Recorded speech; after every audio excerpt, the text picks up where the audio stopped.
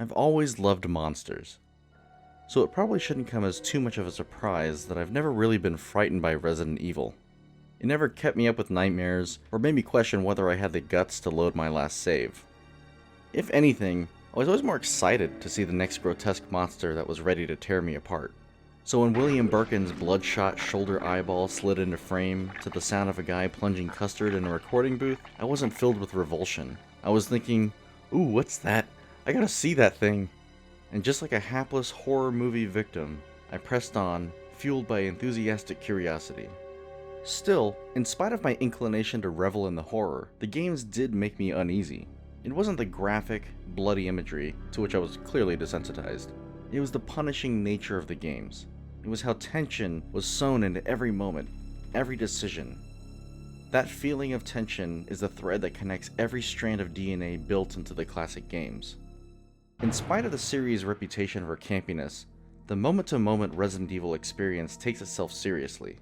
Mistakes made by the player can turn into a cascade of failure, sometimes resulting in a nosedive dooming the entire run.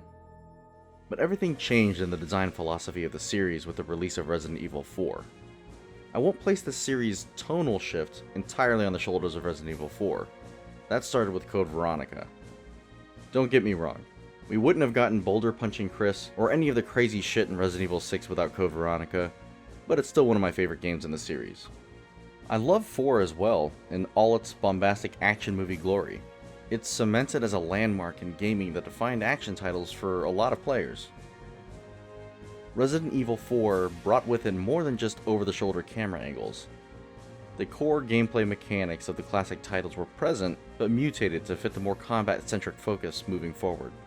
I don't want to imply that the action titles of Resident Evil didn't have any tension.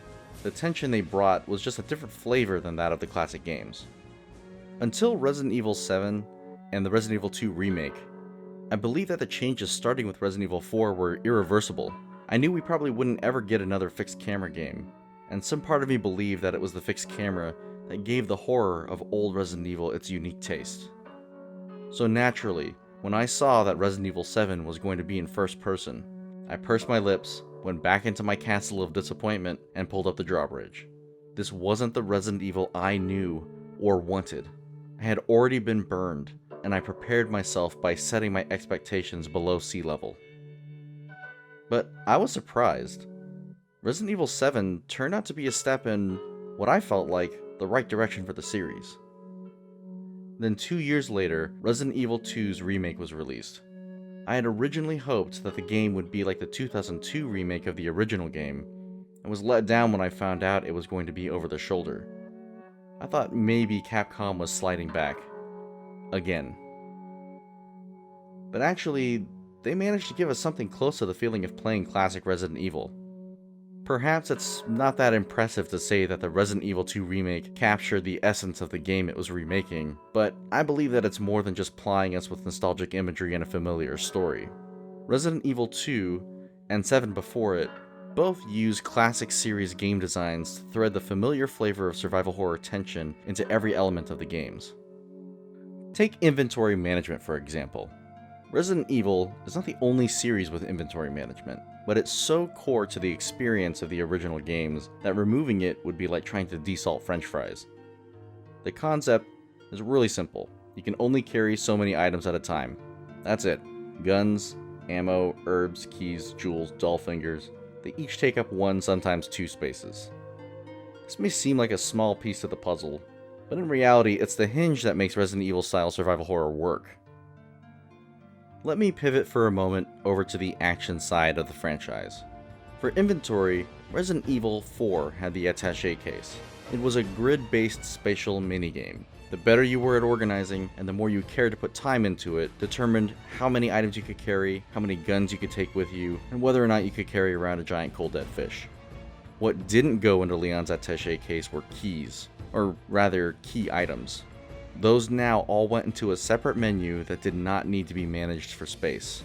Since Resident Evil 4 shifted to be more of a combat-focused experience, inventory management had to evolve to support the new focal point.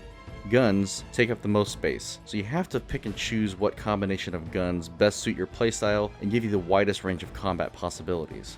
How many guns you take determines how much space will be left for ammunition, recovery items, and seafood. The enemies will drop supplies when you kill them. With limited space for storage, this creates a use it or lose it scenario. It encourages players to use their varied weapons, since stockpiling too high eventually results in leaving behind or discarding items. Resident Evil 5 kept most of these systems intact, but dropped the attaché case in favor of a 9-square grid. This is a practical adjustment since co-op multiplayer was added to the game. The grid allows for quick access without pausing. The low number of spaces also means cooperating with your partner to maximize efficiency with complementary loadouts. 6 took prioritizing efficiency for multiplayer a step further and dropped gun management altogether. Consumable items shared a capacity limit, so this still maintained an emphasis on varied gunplay by preventing stockpiling.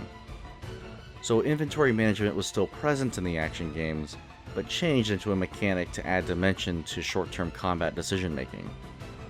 Classic Resident Evil inventory management requires long-term decision-making.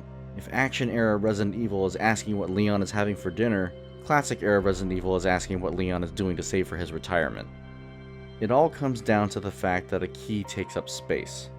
On a first playthrough, you may not be sure when or where an item is going to be used, so you might carry it around with you. You might carry multiple items with you, unsure of whether or not you'll need them. As they fill your pockets, they become dead weight, as they prevent you from picking up other things you may need or want. This creates the need for an item box to manage inventory. Dumping crap in your item box means you only have to retrieve things once you found their use, which means plotting out another trip through potentially dangerous hallways. These excessive trips to and from the item box are the fabrics that weave an elaborate tapestry of game overs. A trip from a room to the box and back to the room puts you at risk twice from a single living enemy along the path. As a side note, Resident Evil 0 actually experimented with this formula. Rather than having an item box, it allowed you to drop items on the ground like dirty socks on a bedroom floor.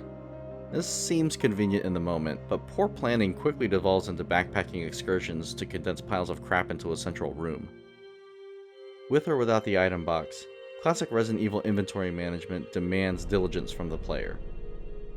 Managing key items turns progression into a deliberate act. Retrieving the correct items and bringing them to the correct areas demonstrates an understanding of clues and the environment.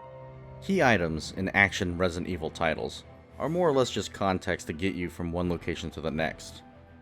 From time to time, they do throw puzzles at you, but the solutions are often in the same location, sometimes even in the same screen. Since the focus is on fun gunplay rather than solving puzzles, progression naturally rolls out of winning battles. The maps are set up with this in mind. Most of the areas are carefully constructed battle arenas. They're designed around having enemies come from all directions or dividing your attention between multiple threats. These arenas are connected by gauntlets that funnel you through a horde of enemies down a pathway to a single exit. All of this is an effort to keep the game's momentum forward moving, and showing the players something new and challenging on a regular basis. There is seldom a sense of being lost or running in circles without knowing what to do. But being lost is the bread and butter of classic Resident Evil. Navigating the old maps for the first time is like being a bird trapped inside a building looking for an open window. They're Byzantine labyrinths of narrow corridors lined with nondescript doors. The items needed to solve puzzles, or the journals and documents that provide hints or solutions, are seldom near the locations where they're needed. The pathways to move the game forward aren't obviously linear, but feel more like crisscrossing webs of increasing complexity. Making mistakes while trying to figure everything out was intended to be punishing, so getting around was made to be a nightmare. Moving forward is less like plowing through obstacles, and more like picking apart a tangled knot, pulling loops of string, and testing to see which ones are loose enough to work on. Back in the days of fixed camera angles, a long hallway might be chopped up into several pieces, turning what could be one open area into several claustrophobic spaces. Most enemies are relegated to short-range melee attacks. These narrow, fixed camera angles and shortened sight lines keep players perilously close to zombies and monsters. Ideally, the player will want to evade the enemy rather than engage with it whenever possible. Fighting ends up becoming an equation of whether to trade supplies for safety. Is this enemy a major threat? Can you spare the supplies? How many times will you pass by this enemy? Can this enemy be reliably evaded? Are you already injured? Every close encounter forces this type of decision making. The action Resident Evils are the opposite. Combat is the starring feature. As mentioned before, the stages are set up to be arenas. Enemies drop supplies. This means that combat fuels itself. The games need to fuel the combat, since there are many instances where fighting the enemy is the only course of action. The games even design for the emphasis on combat on how information is provided to the player. In the original games, health was just a vague wellness meter. The exact amount of health you had remaining was uncertain, just a color-coded status with an unquantifiable description. The movement animation of the character also changed depending on the level of danger, but it still didn't give as much explicit information as the action titles. The later Resident Evils gave the player a HUD that showed exactly how much health was left, and how much damage was taken.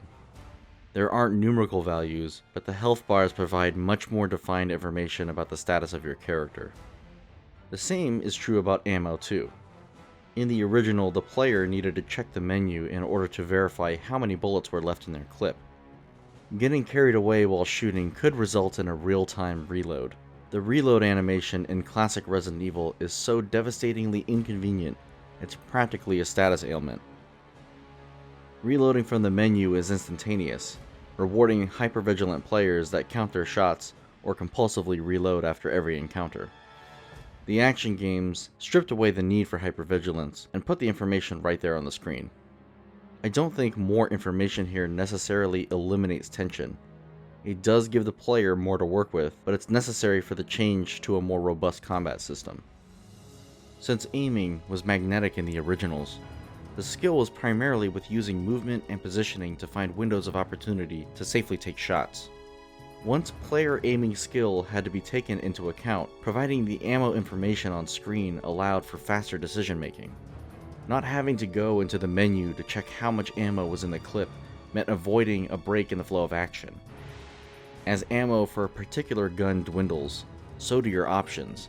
Having this information in front of you lets you change strategies on the fly. Thanks to the over-the-shoulder camera angle, the stages had longer sightlines. They were able to throw long-range enemies at you, along with giant monsters mixed in with the hordes, and a few more resilient special enemy types. Each of these elements added to the playing field meant that players had to be able to quickly change gears. The horror in these games is a more immediate type that requires reflexes and instinct. They tried to bring that sense of panic into the cutscenes with QuickTime events, creating a tense atmosphere where the player can never completely disengage with what's going on. Thankfully, modern Resident Evil abandoned QuickTime events, but it didn't abandon every element from the action side of the franchise. The ammo counter and weapon quick selection features survived translation. This is likely to keep the players immersed as much as possible and reduce the amount of time during combat that the game must be paused. The newer games also have larger inventories than the classic games. Increased complexity from a higher number of items and more ammunition, having to compensate for the likelihood of players missing shots. The increase in storage space is a quality of life change that prevents the game from becoming too frustrating. But these games retain so many of the designs of the classic style. Key items return to inventory management, which brings back the item box and roaming exploration. The map unfolds like an origami maze as you push on boundaries to uncover hidden depths behind the surface. Items are scattered around extravagantly cluttered rooms and hallways, begging you to slow down and probe every shelf and corner for something useful. The classic games and the newer ones both fixate on testing the player's problem-solving and decision-making skills. You have to figure out and remember how and where to connect the dots to move forward, decide what you need, when you need it, and the most efficient way to get there that leaves your character the least chewed on. The player's health is once again a vague approximation of danger level, and the enemies are more resilient than ever. It could take one well-placed bullet, or it could take a whole clip to knock one down. Concrete information is denied to you, so you have to operate squarely on your confidence level to make the right call. It's about deciding which enemies you can get by and which ones need to go. The bad guys once again do not drop items for you.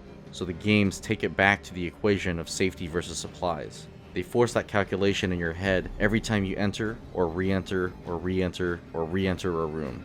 Each enemy left standing is a threat every time you pass through, just as they were in the originals. Where the older games used camera angles to force close encounters, the newer games use the geometry of the environment. Sharp corners and obstacles shorten lines of sight to prevent overly comfortable enemy engagements. The monsters are there to be a source of constant tension. They're the reason you can't stop and comb every inch of every room. Every enemy, even the most basic one, has the potential to be the obstacle that takes you down. You can't ignore them. They apply pressure to keep you moving. Few enemy types do a better job of keeping you moving than the stalker enemies. Stalker enemies are not new by any stretch of the imagination, and they certainly aren't new to Resident Evil. The Tyrant in the original Resident Evil 2 pursued your character mainly through scripted sequences. Nemesis also primarily appeared for scripted moments, but he did have the unnerving freedom to pursue you across loading screens. Outbreak even had a persistent stalker enemy, the Leechman in the hospital scenario. Standard enemies were actually able to move through scenes just as the players did, but the Leechman could travel between floors by unexpectedly climbing through ventilation shafts.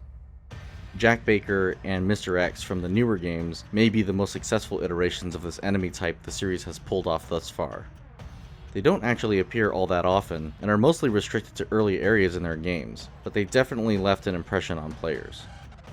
Showing up early in the game, when the player is weakest, makes them highly stressful to play around. Jack's taunting and the Tyrant's footsteps are constantly reminding you to be wary. Where's my little Ethan?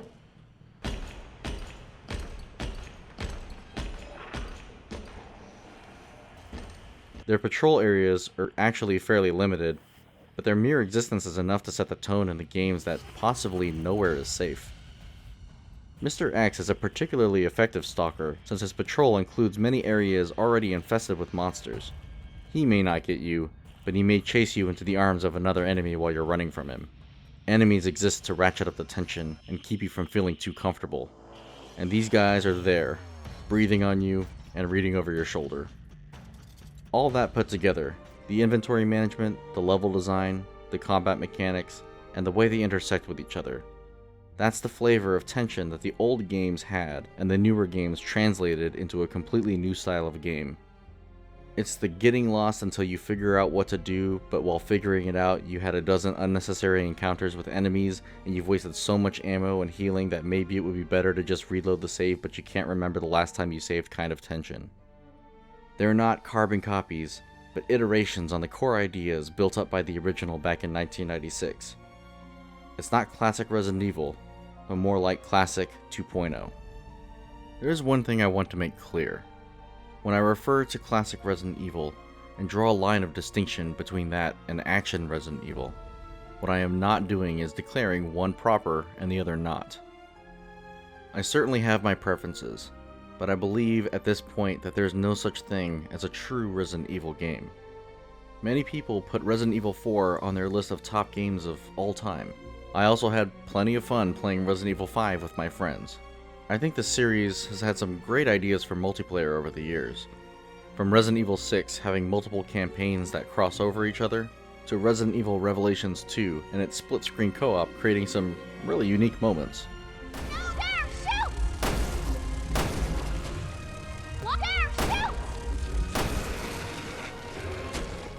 None of these games are created in a vacuum. Resident Evil started in a mansion, but every single entry has contributed to its history. At this point, the troubled identity of the franchise is part of what makes it what it is. You can't take the onions out of the soup, and you can't take the baggage out of a game's reputation. All I know is that this is a franchise that I love, and I have stuck with it through thick and thin. I haven't always loved the direction it's taken, but what Resident Evil 7 and Resident Evil 2 have taught me is to keep an open mind and not let the things I didn't enjoy in the past dominate my expectations of the future.